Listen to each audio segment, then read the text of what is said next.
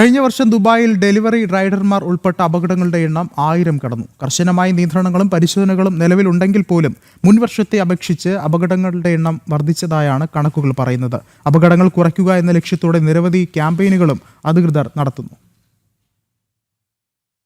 2025 ദുബായിൽ ഡെലിവറി റൈഡർമാർ ഉൾപ്പെട്ട ഏകദേശം 80,000 ഗതാഗത നിയമലംഘനങ്ങളാണ് പോലീസ് രേഖപ്പെടുത്തിയത്. അപകടങ്ങളുടെ എണ്ണം 1000 കടക്കുകയും ചെയ്തു. അമിത വേഗത, പെട്ടെന്നുള്ള ലൈൻമാറ്റം, ബ്ലൈൻഡ് സ്പോട്ടുകൾ ശ്രദ്ധിക്കാതിരിക്കുക, കൃത്യമായി അകലം പാലിക്കാതിരിക്കുക, ഗതാഗതത്തിനിടയിലൂടെയുള്ള അപകടകരമായ ഡ്രൈവിംഗ് എന്നിവയാണ് പ്രധാന അപകട കാരണങ്ങളായി കണ്ടെത്തിയിരിക്കുന്നത്.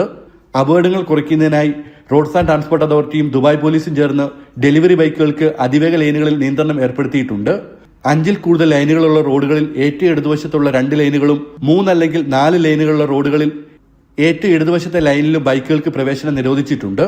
നിയമലംഘനം നടത്തുന്നവർക്ക് 500 ദിർഹം മുതൽ പിഴ ചുമത്തും. ആവർത്തിച്ചാൽ പിഴ 700 ദിർഹം വരെ ആകുകയും റൈഡറുടെ പെർമിറ്റ് റദ്ദാക്കപ്പെടുകയും ചെയ്യും. ജനം, ദുബായ്.